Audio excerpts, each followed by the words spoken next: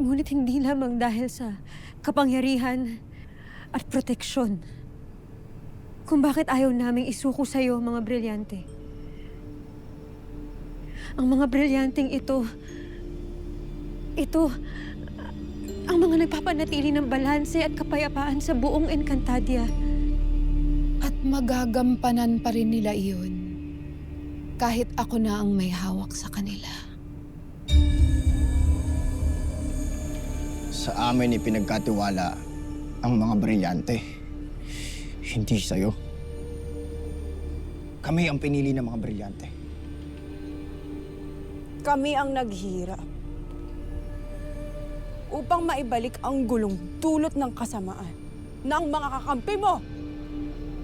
Sana maintindihan mo, Samina.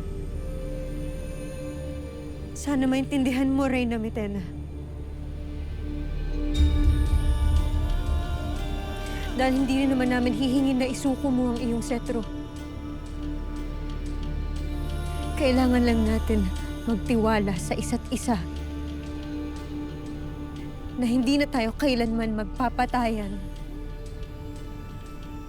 o magsasakitan. Ang mga brilyante niyo lamang ang aking hiningi